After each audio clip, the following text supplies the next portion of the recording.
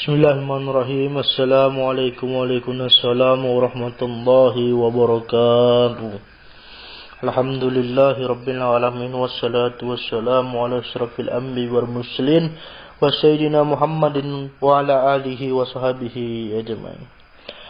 Bi barakatihi sayyidina Muhammad Rasulullah sallallahu alaihi wasallam. Alhamdulillah. Wahai saudara-saudaraku yang kucintai seiman seakidah, sungguh Allah telah melapangkan dada kita. Dan Allah juga telah meringankan langkah kaki kita. Sehingga langkah kaki ini menjadi langkah yang baik. Dan menjadi langkah yang dicintai oleh Allah subhanahu wa ta'ala. Terutama langkah itu ialah langkah orang yang ingin meraih keberhasilan di dunia maupun di akhirat. Alhamdulillah. Selawat atas salam kita haturkan kepada sang baginda yang kita muliakan, ialah Rasulullah sallallahu alaihi wasallam. Allahumma shalli ala sayyidina Muhammad ya sayyidi ya Rasulullah.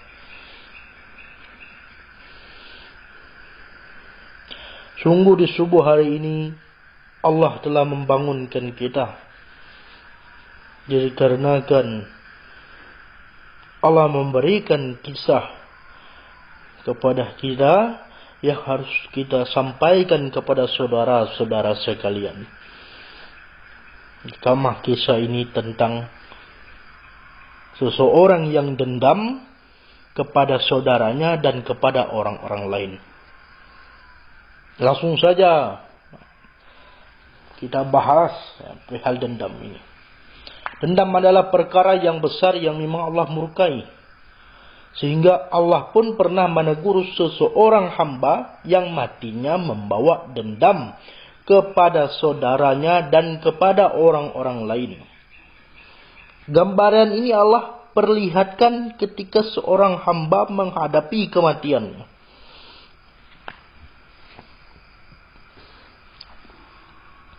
Sungguh hal kematian akan datang kepada tiap-tiap manusia.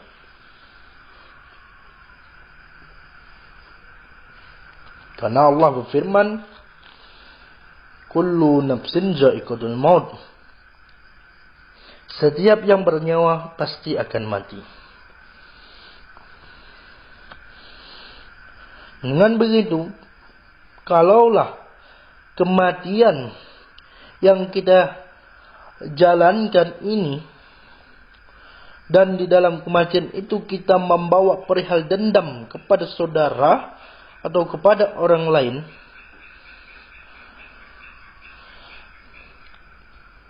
dan hal inilah yang menjadi Allah murka kepada kita.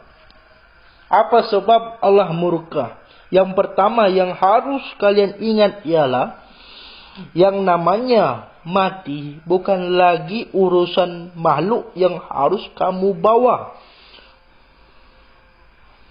Apabila membawa urusan makhluk, hal inilah yang membuat Allah murka. Karena kematian yang sebenar-benarnya itu adalah urusan kamu dengan Tuhan dan bukan dengan makhluk-makhluk lagi.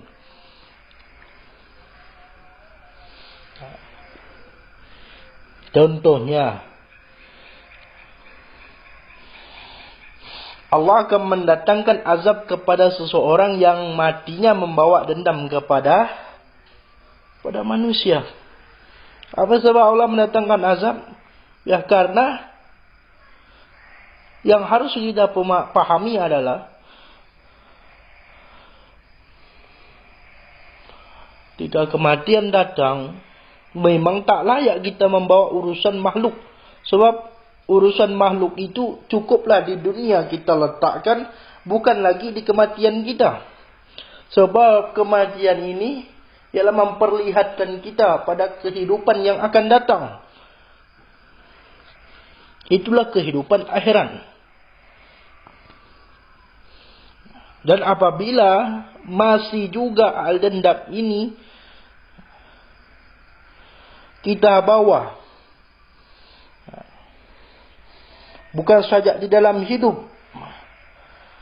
atau bukan saja selagi kita hidup di dunia, tetapi dalam kematian pun terbawa-bawa hal dendam ini, maka Allah pun mendatangkan azab dan murka kepada kita. Nah, itu yang pertama. Yang kedua, dan ini harus juga diingat, mudahnya kamu tersinggung dengan nasihat orang lain. Apa sebab? Sebabnya dikarenakan kamu punya sikap ini mudah menasihati orang lain. Oleh karena itu, ketika ada yang menasihatimu, kamu pun sangat sulit menerima nasihat itu.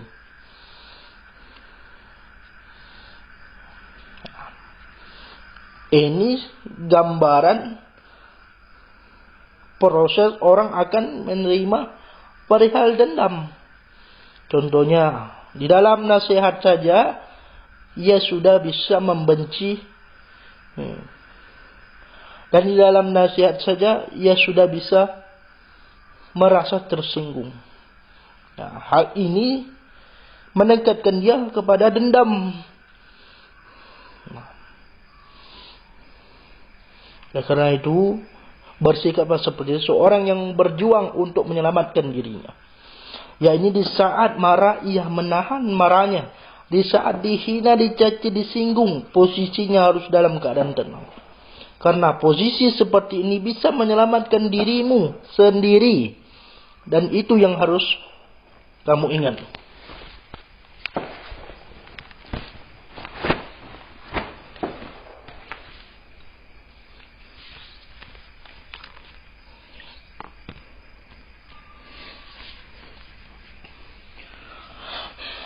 Dan apabila ini diterapkan dalam kehidupan kita, maka merasalah kita bagaimana perjuangan orang-orang dahulu. Sebab Allah menjadikan yang terdahulu sebagai pelajaran bagi kita. Maka ambillah pelajaran tersebut dan jadikanlah bentuk semangatmu untuk meraih kemenangan dunia dan akhirat.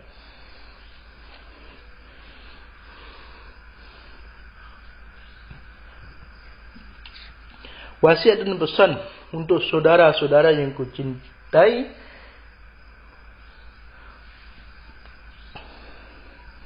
ingatlah, janganlah memperlakukan dirimu layaknya binatang yang selalu bermusuhan. Sungguh, carilah kedamaian, karena kedamaian akan membuat kamu mengerti betapa pentingnya hidup di dunia. Sebab hidup di dunia, kalau membawa ilmu dunia, engkau akan saling bermusuhan. Contohnya, berebut tahta atau kekuasaan, itu sudah menimbulkan permusuhan dan perdendaman yang sangat besar. Nah, apabila engkau membawa ilmu akhirat, maka engkau saling berhubungan dengan baik dan saling memberi manfaat satu sama lain dan kepada orang lain. Itu pesan yang bermakna adalah, janganlah kamu membawa ilmu dunia untuk hidup di dunia. Apabila engkau bawa ilmu dunia dan itu untuk engkau terapkan di dunia, maka engkau punya hidup cepat mengundang azab dan bala dari Allah. Oleh karena itu, untuk hidup di dunia, bawalah ilmu akhirat, maka duniamu akan terasa akhirat dan kamu pun cepat mengundang rahmat Allah yang turun untuk dirimu sendiri. Alhamdulillah, alhamdulillah, alhamdulillah. pujian kepada Allah ialah pujian yang memang kita ucapkan di lisan dan di hati, dan itu tidak bertanda munafik. Subhanallah walhamdulillah wala ilaha illallah wallahu akbar. Demikian satu pembahasan atau kisah dendam ini, dan semoga saudara-saudara yang kucintai seiman dan seakidah menerima dengan berlapang dada. Dan karena itu marilah kita muhasabah terhadap diri kita sendiri, dan semoga Allah mengampunkan diri kita dan kesalahan kita yang lalu, dan Allah mengubah diri kita menjadi diri yang dicintai oleh Allah. Alhamdulillah. Demikian saya tutup dengan selawat dan salam kepada Rasulullah. Allahumma salli ala sayyidina Muhammad ya sayyidi ya Rasulullah. Wassalamualaikum warahmatullahi wabarakatuh.